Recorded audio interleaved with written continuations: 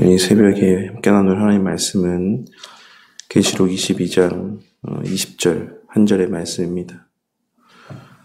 오늘 말씀에는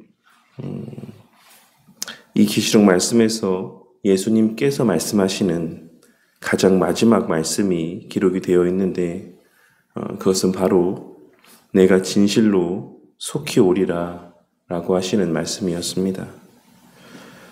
그리고 우리는 이를 통해 이 계시록 말씀의 가장 핵심 메시지는 바로 예수님께서 공생의 사역을 시작하시면서 선포하신 첫 말씀이었던 때가 찼고 하나님의 나라가 가까이 왔으니 회개하고 복음을 믿으라 라고 하신 마가복음 1장 15절의 말씀과 맥을 같이 하는 바라고 할 수 있는 사실을 발견할 수가 있을 것입니다.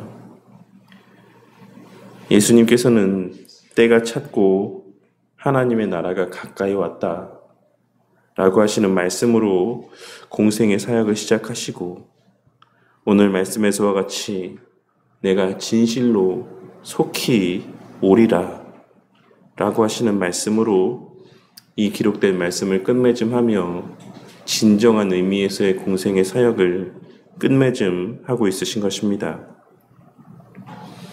하지만 그럼에도 불구하고 오늘날 우리 그리스도인들의 마음에는 종말에 대한 마지막 날, 주님 다시 오시는 그 날에 대한 어떠한 인식들이 자리하고 있습니까? 오늘날 거의 대다수의 그리스도인들의 마음 가운데는 예수님의 오늘 말씀에서와 같은 재림에 대한 분명하고도 확실한 말씀에도 불구하고 예수님은 속히 다시 오시지 않을 것이다 라고 하는 인식들이 자리하고 있습니다. 그렇다면 그 마음 가운데 그러한 생각들을 품고 있다는 사실을 우리는 어떻게 알 수 있겠습니까? 그것은 오늘날 그리스도인들의 삶을 들여다보면 충분히 누구라도 확인할 수 있는 바라 할 수 있는 것입니다. 사람들은 누구나 살아가며 각자의 삶에서의 나름의 우선순위를 두고 살아갑니다. 그리고 그 삶에서의 우선순위라고 하는 것은 그가 귀하고 가치 있게 생각하는 정도와 또한 시급한 일이라고 생각하는 정도에 따라 차이가 있고 그러한 차등에 따라 그 나름의 순위가 매겨지는 것이 당연합니다. 그렇기에 사람들은 동일한 일을 했을 때 10,000원의 이윤을 남길 수 있는 일들과 100,000원의 이윤을 남길 수 있는 일이 있다라고 한다면 누구나가 주저없이 100,000원의 이윤을 남길 수 있는 일들을 택하고 행하는 것이고 학생들이 시험을 준비할 때에도 먼저 보는 시험을 우선적으로 준비하거나 학점이 높고 비중이 높은 과목을 더 집중해서 공부하는 것이라고 할 수가 있는 것입니다. 그렇다면 오늘날 그리스도인들은 무엇을 더 귀하고 가치 있게 여기며 살아가고 있고 또한 무엇을 더 시급한 일이라고 생각하며 살아가고 있습니까? 제가 얼마 전 TV에서 시사교양 프로를 보다가 강화도에서 사시는 한 부부에 대한 내용을 보게 되었는데 그 방송 중에 아내분께서 몸이 불편하여 밤에 잠을 이루지 못하시는 모습을 이렇게 나타내 보이는 모습이 방영이 되었습니다. 그리고 그렇게 잠을 이루지 못한 밤을 지내고 나서도 그 몸 상태는 좋아지지 않았고 그럼에도 불구하고 아내분은 병원에 가시기보다는 그날 해야 되는 일들을 하시느라 하루 종일 땀 흘리며 수고하시는 모습을 나타내 보이셨습니다. 그러다가 결국은 어지러움증으로 주저앉게 되시고 그제서야 비로소 남편분과 병원에 가서 검진을 받는 장면이 방영이 되었었습니다. 그 장면을 보는 시청자들이 갖는 생각은 무엇이었겠습니까? 그 아주머니께서 하시는 일은 순무김치를 담궈서 통에 담는 일이었는데 몸이 그처럼 아픈데도 자신이 그 아픈 것을 인지하고 있음에도 병원에 가지 아니하고 그 순무김치를 담고 통에 담는 일들을 하고 있는 모습을 보며 아마 대다수의 시청자들은 그 김치 담그는 일이 뭐 그렇게 큰 일이라고, 그게 뭐 그렇게 대수로운 일이라고 몸이 아픈데 병원도 가지 않고 저러고 있나. 저렇게 살다가 쓰러져 죽으면 그 김치 담그는 일이 뭐 그렇게 중요한 일이었다라고.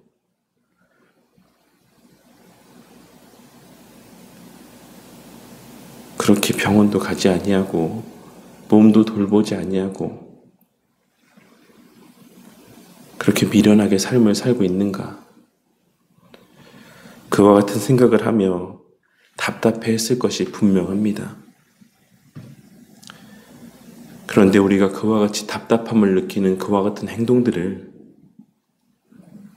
오늘날 수많은 그리스도인들도 그 삶의 시간들 가운데 동일하게 반복하며 살아가고 있다는 사실을 오늘 말씀을 통해 깨닫게 되는 은혜가 있기를 바라겠습니다.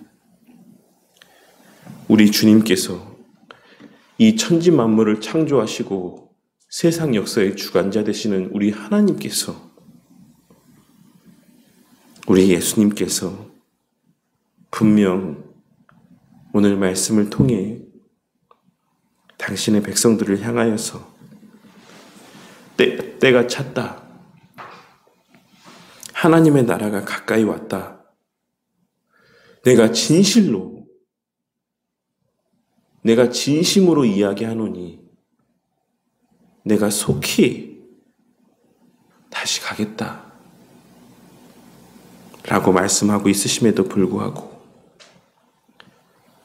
우리는 그 마지막 날과 관계된 일들보다는 당장에 먹고 사는 문제, 이 땅에서의 삶과 관계된 문제들을 더 우선하며 그것에만 몰두하며 살아갈 때가 너무나도 많이 있는 것입니다. 마치 자신이 천년만년 이 땅에서 살 것처럼. 하나님은 그렇게 얘기하셨어도, 예수님은 그렇게 말씀하셨어도 마치 자신이 이 세상의 주관자나 되는 것처럼 예수님은 속히 다시 안이 오실 것처럼 그렇게 확신하며 내일의 계획을 세우고 한 달 뒤의 계획을 세우고 1년 뒤를 기약하며 10년 뒤를 기대하며 그렇게 썩어 없어질 일들을 위해 주어진 삶의 시간들을 오용하며 살아가는 모습들을 보게 될 때가 많이 있는 것입니다. 물론 이 말이 우리의 먹고 사는 문제가 전혀 중요하지 않다라는 것을 말씀드리는 것은 아닙니다. 예수님께서는 우리의 일용할 양식을 위해 기도하라고 말씀하시며 우리의 이 땅에서의 먹고 사는 문제들도 분명 귀하고 중요한 일이라고 말씀하셨습니다. 그러니 실제로 하나님께서는 그와 같은 말씀들 가운데 줄이고 목마른 자들에게 먹을 것을 주시고 마실 것을 주시기도 했다라는 사실을 우리는 기록된 말씀의 내용들을 통해 분명하게 확인할 수가 있는 것입니다. 하지만 그와 동시에 예수님께서는 그것들보다 더 우선되는 가치, 우리가 더 우선하고 더 큰 가치를 부여해야 되는 일들이 있다라고 말씀하셨다라는 사실 또한 우리는 결코 잊어서는 안 될 것입니다. 우리는 늘 우리 삶에서의 가장 우선의 자리에 그의 나라와 그의 의를 두고 살아가야지만 된다라는 사실을 깨닫고 명심하는 저와 우리 모두가 되기를 바란다는 것입니다. 그리고 그러한 자들에게만 오늘 말씀에서의 내가 진실로 속히 오리라는 이 예수님의 말씀이 진정 위로가 되고 소망이 되는 말씀으로 여겨질 것입니다. 왜냐하면 우리의 이 땅에서의 삶의 시간들 가운데 하나님의 나라와 하나님의 의는 완전하게 완성되어질 수 없기 때문에 그렇습니다. 오늘 말씀을 들었던 요한 사도와 요한 사도를 통해 이 말씀을 직접 전해 듣고 보았던 초대교회 성도들은 예수님의 그 말씀에 대하여 무엇이라고 대답을 하였습니까? 예수님께서 내가 진실로 속히 오리라 라고 하시는 말씀을 들려주셨을 때 그 말씀을 들었던 요한 사도와 초대교회 성도들은 무엇이라고 대답을 하였습니까? 그들은 아멘, 주 예수여 오시옵소서라고 주저없이 대답을 하였습니다. 왜냐하면 그들의 하나님 나라와 그 의를 추구하는 삶이 고달팠기 때문입니다. 그들의 바람과는 달리 흘러가는 이 세상의 모습들 속에서 그들은 지치고 고단했기 때문입니다. 그렇기에 예수님의 이 말씀이 당시 그리스도인들에게는 너무나 큰 위로의 말이었고 소망의 말씀이었던 것입니다. 역사적 문헌 자료들에 따르면 20절에 기록된 성도들의 고백인 아멘, 주 예수여 오시옵소서는 초대교회 성도들 사이에 인사말로 사용되어졌었다라고 알려져 있습니다. 마치 오늘날 무슬림들이 신의 영광과 평화가 당신에게 있기를 하고 하는 의미의 살람 알레이쿰과 알레이쿰 살람을 그들의 인사말로 사용하듯이 초대교회 성도들은 아멘, 에르쿠 퀴리에 이에수 혹은 동일한 의미의 아람어 표현인 우리에게 잘 알려져 있는 이 마라나타라고 하는 표현을 그들의 삶에서의 인사말로 사용했던 것입니다.